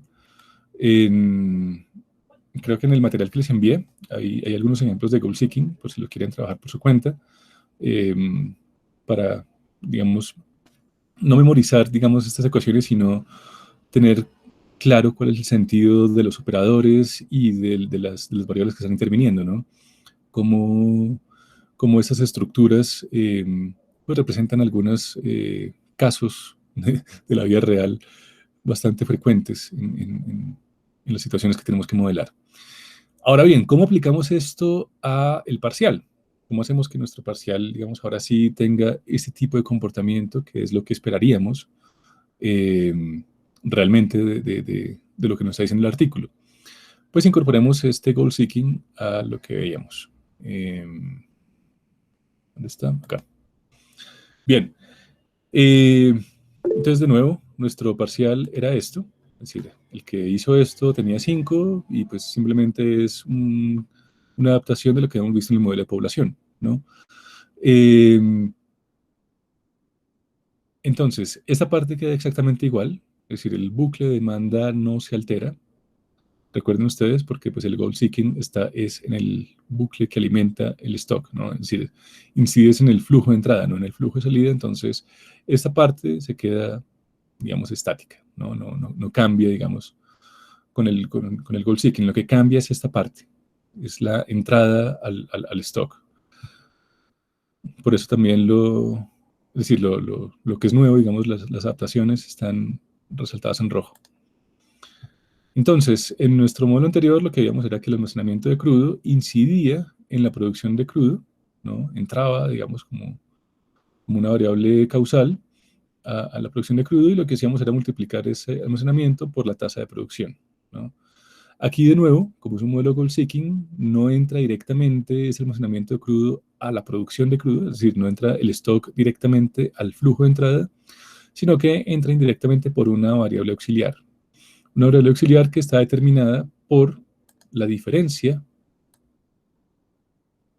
entre este límite de almacenamiento de crudo, que de nuevo son los 900 millones de barriles que estima la consultora, menos el estado actual del sistema, ¿no? Este sería, digamos, nuestro vaso de agua, según nuestra metáfora hidráulica, eh, o bueno, la capacidad mundial de almacenamiento de crudo, ¿no? Que habíamos visto parte inicialmente del 76%, ¿no? De 683 millones de barriles, si no estoy mal. ¿Qué más podemos decir acá?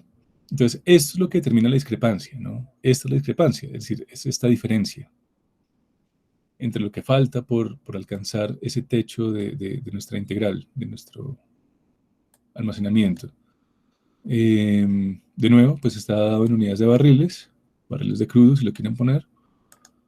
Mm, el límite del almacenamiento es una constante, es un 9,8 ceros, es decir, 900 millones de barriles, de nuevo.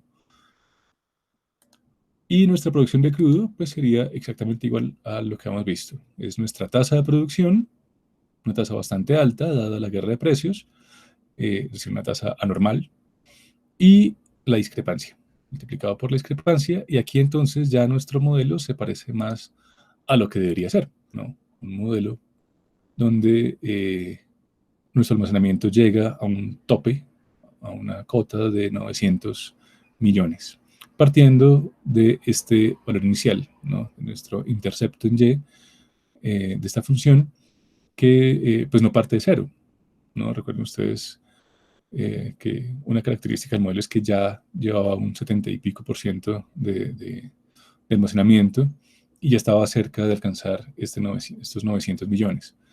Eh, Ahora, pues obviamente los datos que manejamos son aproximaciones, eh, si no son datos muy detallados, ¿no? Por lo cual, pues nuestro modelo muy chambonamente estima que al día 300 más o menos, miremos acá, ya se haya alcanzado ese tope. Entonces, de nuevo, vamos a opciones, decimos que nos muestre la posición del mouse, y ¿dónde estaría 900? 900, aquí no entiendo, bueno, aquí pasó algo raro, porque nuestra cinta no son 900, sino 925, espera un momentico, lo doy simulación otra vez. Bueno, creo que me está metiendo datos de otro modelo. A ver si ahora sí. Bueno, no sé por qué hay una asíntota ya no en 900, sino en 925. Qué raro.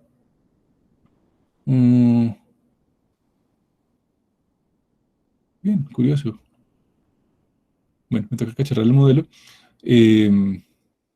Porque 925, si le habíamos dado que el límite era 900 cerrados. Volvamos a poner 900 a ver si se corrige el error. He dicho ceros. Hay 6. Ahora sí. A ver. Qué raro. La última vez sí me ponía 900. A ver. ¿Qué pasó aquí? 925. Bueno, tengo que revisar entonces. De todas formas, pues bueno, alcanza ese comportamiento asintótico. De pronto el parámetro no es el indicado, pero el comportamiento es el esperado, ¿no? En el sentido en que la curva nos da este comportamiento. Bueno, eso está bastante extraño. Bien.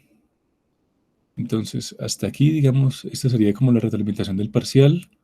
Y pues la introducción a lo que sería el modelo Goal Seeking para determinar entonces estos techos en el sistema. Miremos entonces, bueno, ya hicimos la validación de los supuestos en el otro modelo, es decir, la tasa de producción y el contagio, sí, los contagiados de COVID, con COVID o la tasa de contagio de COVID, digamos que se mantiene. Si esta aumenta, pues obviamente nuestra demanda va a colapsar y nuestro crecimiento, pues nuestra tasa de almacenamiento, pues simplemente va a alcanzar esa asíntota y de aquí en adelante, pues se va a perder todo, ¿no?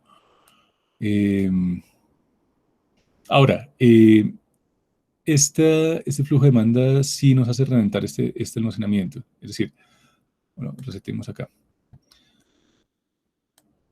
Si ustedes se dan cuenta, si aumentamos o disminuimos la tasa de almacenamiento, bueno, obviamente en valores que no sean por debajo de cero, ¿no? Nuestra tasa de almacenamiento siempre va a guardar esa asíntota en 900, independientemente de cuál sea la tasa de producción, ¿no? Siempre va a ser aquí 900. Si aumentamos muy a lo bestia nuestra tasa de producción, igual siempre va a ser 900. Pero, resetimos los parámetros. Cuando nos paramos acá, es decir, como incide no en el crecimiento del almacenamiento, en el nivel de almacenamiento, sino en cómo se vacía ese almacenamiento, entonces este sí puede llevarnos a que ese nivel asintótico pues colapse, ¿no? Es decir, que ya esta asíntota pues no represente el valor esperado. Entonces, si aumenta la tasa de COVID, es decir, si ayudamos a que si reforzamos que ese almacenamiento siga creciendo, pues ahí sí ya podemos rebosar esa tasa de almacenamiento, ese límite de almacenamiento, perdón, ¿no? Esto digamos como una salvedad. Ok, ¿qué pasó? Ya, volvemos entonces a los parámetros normales. Ahí nos botaba entonces un error, si ustedes recuerdan, y es eso, ¿no? Es decir, tenemos un nivel asintótico, pero por el efecto del COVID, esa asíntota pues se perdía. Bueno, y una cosa que quería mostrar, se me olvidó. Si aumenta el límite de la asíntota, pues obviamente también nuestra función no va a cambiar de forma, lo que va a cambiar es entonces el techo, ¿no? Si aquí es bueno, pongámosle una cifra más más cerrada. 1.5, ahí estarían 1.5 más ese errorcito que está muy raro, de esos 25 millones. Entonces digamos que se mantiene el comportamiento de la función en la asíntota, ¿no? Es decir, subimos la asíntota y lo que hace la función es adaptarse a esa nueva asíntota. 4 billones, aquí están los 4 billones. Ok. Bien, bueno, espero que haya sido clara esta explicación. Pasemos un momento a la validación de los modelos. Les decía entonces que no hay un modelo único para representar una realidad. Hay modelos mejores y hay modelos peores. ¿Cómo sabemos si un modelo es bueno o es malo? A partir de esos criterios. Lo que hemos hecho hasta ahora ha sido esta validación estructural, que es pues, principalmente teórica, ¿no? Y es los parámetros, bueno, esto digamos se divide en tres partes, ¿no? La validación de los parámetros, y es responder a la pregunta, bueno, ¿de dónde salen esos parámetros, no? Para eso entonces tenemos que recurrir a la teoría, recurrir a las fuentes autorizadas, pues si digamos estamos haciendo alguna consultoría o algún trabajo de, sí, de diagnóstico organizacional, pues obviamente esos parámetros tenemos que sacarlos a partir principalmente de entrevistas o de encuestas, ¿no? O de grupos focales o qué sé yo. Entonces, bueno, esos parámetros, digamos, son confiables, no son confiables. Si están, digamos, en la teoría, es decir, si parten ya de observaciones empíricas que tengan, digamos, cierta validez, es decir, que varios autores o varias publicaciones coinciden en que los parámetros son esos, o que se ha dado, por ejemplo, no sé, si estamos hablando de un modelo como el que habíamos visto de la tasa de crecimiento de los ahorros, no sé, o de alguna inversión puesta a término fijo, ¿no? Pues obviamente la tasa de crecimiento es el 0.5 anual, por ejemplo, ¿no? O el 5% anual. 0.05 o el 5% anual, y eso está dado, es decir, ahí pues no hay nada que hacer, es decir, no hay debate al respecto, ¿no? Pero pues en las investigaciones usualmente sí hay debates, ¿no? Es decir, los teóricos, los especialistas no se ponen muy de acuerdo.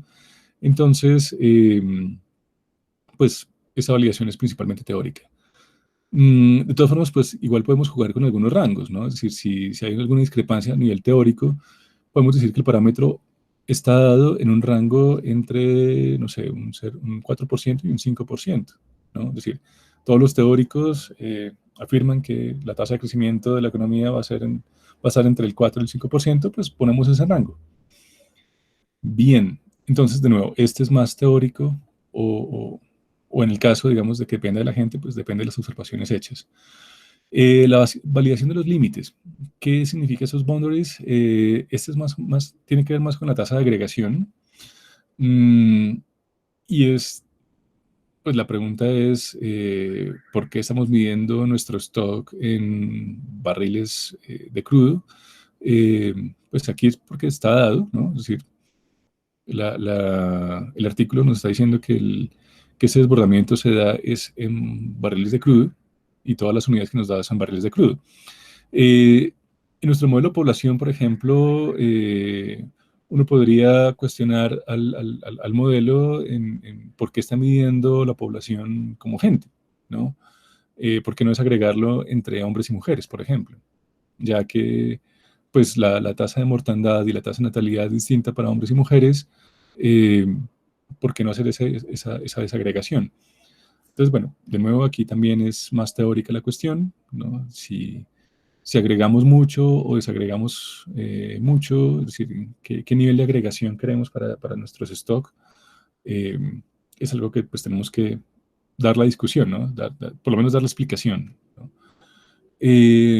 Y por último, este test de condiciones extremas, como les mostraba ahorita, si, si pasamos nuestro modelo, no sé, de una tasa de crecimiento del 0.1 a un 1000%, perdón, de un 1% a un 1000%, cambia significativamente el modelo, el comportamiento de nuestro modelo. Si no, pues bueno, tenemos algunas limitaciones en nuestro modelo y si se comporta como se espera, pues tenemos un modelo válido, ¿no? Eso por el lado de la estructura. ¿Qué es la estructura? Pues, de nuevo, la estructura sería esto, es el modelo formal, ¿no? Es el conjunto de stocks and flows que hacemos para nuestro Forrester. ¿Qué es el comportamiento? Es esto, es la gráfica que resulta de nuestra función, ¿no? Si es una función logarítmica, exponencial, lineal, sinusoidal, oscilatoria como, si como una función sinusoidal o de coseno, no sé cómo se diría, cosinoidal, eh, qué sé yo, ¿no? Ese es el comportamiento. Entonces, de nuevo, hay esos dos tipos de validación. Y para la validación del comportamiento, entonces podemos ver a partir de los datos que pueden existir, si existen, si nuestra función realmente se parece a esos datos, ¿no? Si realmente está representando esos datos. Para esto, Benzim tiene esta función que se llama reference mode, y es que nos da, aquí está, eh, bueno, tendríamos obviamente que definir una función en alguna variable. Y lo que nos dice entonces es, bueno, a partir de este reference mode, entonces nos da nos plotea, si se quiere, dos líneas, sí, dos gráficos, y nos pone uno encima del otro, a ver qué tanto se parece el uno al otro, y también nos daría una cierta correlación, ¿no? Si la correlación es alta, pues nuestro modelo, digamos, tendría sentido. Si la correlación es baja, es decir, si la función no se parece a lo que debería, pues no tenemos un buen modelo.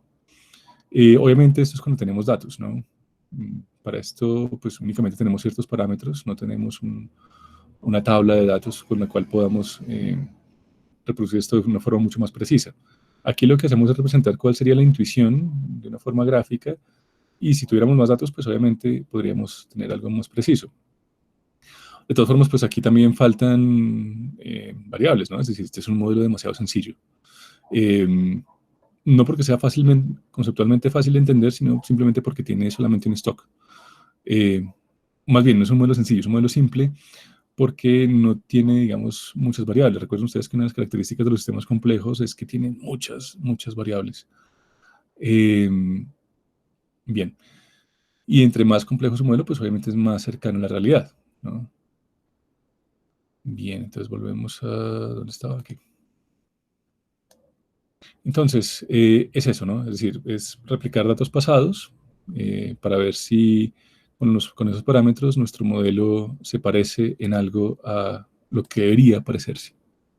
Si sí, es un éxito nuestro modelo; si no, pues hay que replantear algunos supuestos o algunas ecuaciones.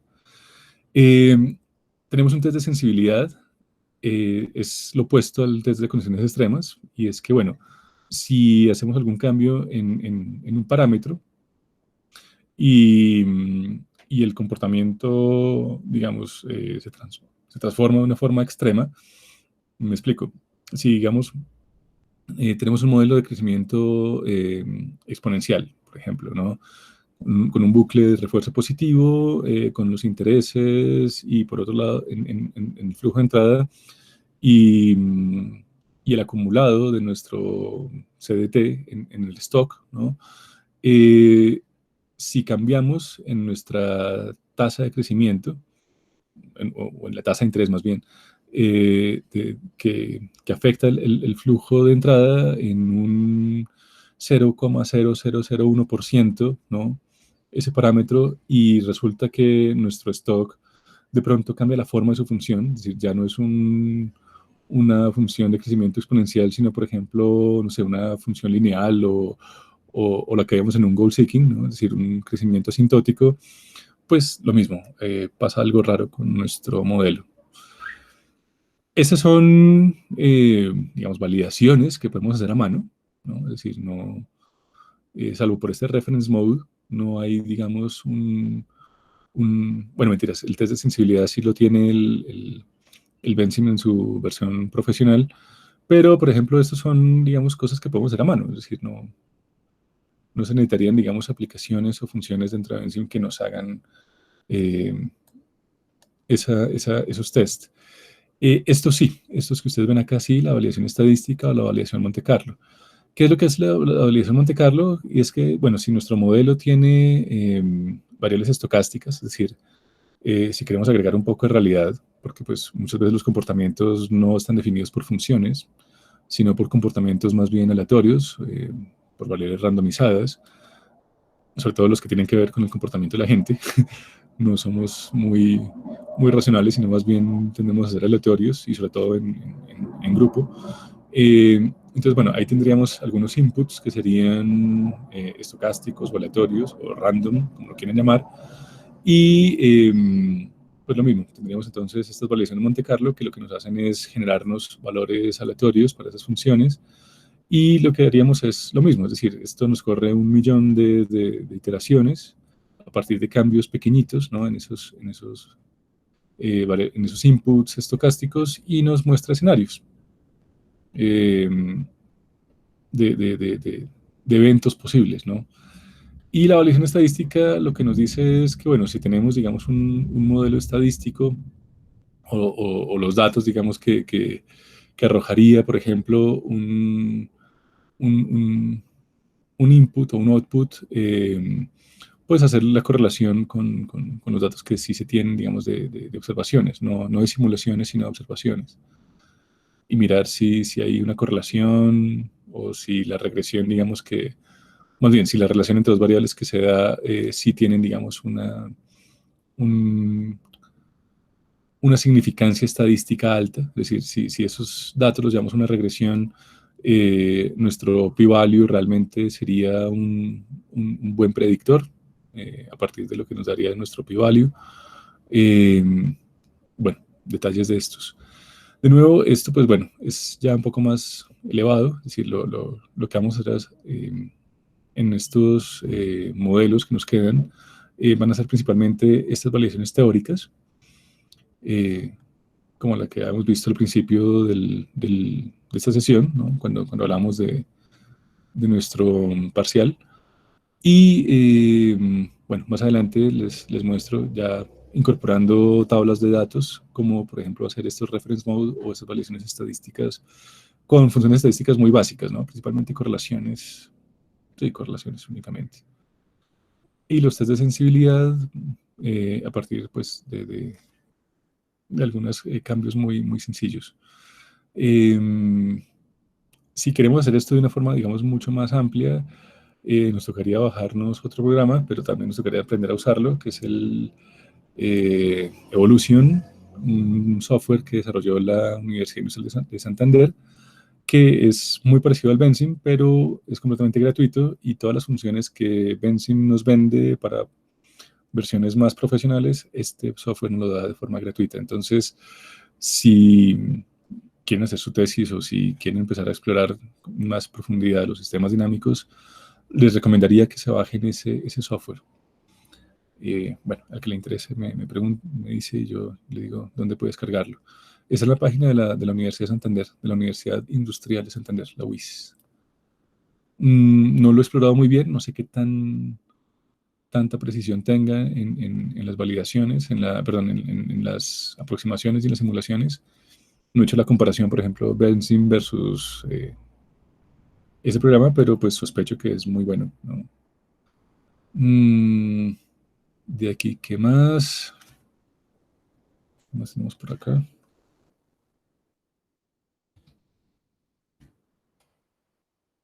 Lo vimos. Ah, bueno, también ya lo vimos. Bueno, no me resta más entonces que asignar entonces esa tarea. Van entonces a hacer el modelo de estas especificaciones y pues al final no olviden, ¿no? Poner las unidades en los parámetros, ¿no? Si es tiempo, si es volumen, si es velocidad, es decir, si es no sé, volumen o espacio sobre tiempo, ¿no? Es decir, l- la tasa de cambio, ¿no? De nuestro modelo y también expresarla en esas unidades, ¿no? Barriles por segundo, barriles por día, qué sé yo. Mm, esta es entonces la tarea. Y bueno, ahora sí estoy abierto a preguntas, inquietudes. Creo que ya con esto entonces culminamos. Bueno, esto se los mando al correo si quieren, o si no, pues bueno, pueden de nuevo ver el video de esta sesión y pues pausar aquí en esta parte, como ustedes quieran. Este entonces se los voy a pedir para dentro de 8 días. Y me voy entonces otra vez a el Meet Google. Voy de acá.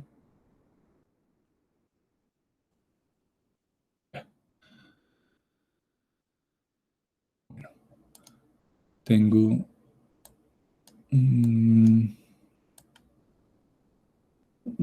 ¿qué? Un chat, profe, y para este corte, ¿cuántas notas sacaremos? Nos quedan 5 sesiones, si no estoy mal, o 4. Sacamos una nota por sesión. Y obviamente el parcial. El acumulado de las sesiones va a ser de un 60% y el del parcial va a ser un 40%, como en los dos cortes anteriores. Para Michelle, que pregunta.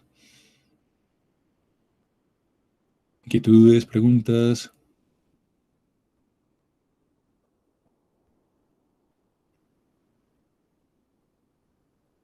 ¿Siguen ahí? No, profe, todo bien.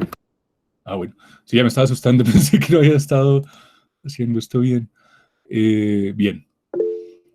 Bueno, espero que sea claro la explicación del goal seeking. De nuevo, es un arquetipo, es un bucle muy recurrente. Lo vamos a ver de aquí en adelante bastante, de una u otra forma.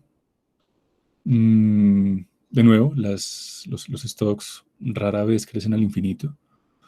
Entonces, pues esos modelos de crecimiento exponencial, esos bucles tan simples que veíamos, ¿no? De refuerzo positivo entre dos variables, pues de aquí en adelante, pues ya rara vez van a tener aplicación. Mm, o por lo menos solos, ¿no? Es decir, van a estar limitados a otros bucles de balance. Para la siguiente sesión ya vamos a trabajar con modelos de orden superior. Eso significa pues que vamos a trabajar más de una variable. Mm, y esto pues obviamente también tiene algunas implicaciones en la parte de la formulación y en los comportamientos. También vamos a trabajar los arquetipos más complejos, ¿no? Como el que veíamos de adicciones. Eh, hay modelos, hay escenarios económicos que son muy adictivos, ¿no? Donde hay una adicción a las soluciones a corto plazo, a las soluciones fáciles, sobre todo en términos de política pública. Eh, porque, pues claro, los políticos pues están muy poquito tiempo y tienen que mostrar muchos resultados, entonces se pegan a las soluciones de corto plazo y esas soluciones de cortoplacistas suelen agravar más los problemas de lo que lo solucionan, ¿no? Eh, entonces, pues bueno, nos espera, digamos, ya una parte mucho más entretenida de esto porque ya vamos a empezar a trabajar con la realidad y pues seguiremos en la medida de lo posible trabajando con estas situaciones que son cotidianas. Este bucle, digamos, de la BBC, pues cayó como anillo al dedo para explicar esa parte de los arquetipos. Eh, bueno, nada, si no hay más inquietudes o más preguntas, creo que ya podemos entonces dar por concluida la sesión de hoy. Mm, ahorita entonces les envío la tarea y de nuevo, pues seguiremos entonces de aquí a lo que resta de semestre en este horario, ¿no? Y por este canal. Eh, cualquier cosa, pues me escriben y nada. Voy entonces a parar la grabación porque pues ya creo que no hay más que decir. Si tienen alguna pregunta o algo, pues Seguimos entonces en el interno, aquí por el chat. ¿Cómo paro la grabación?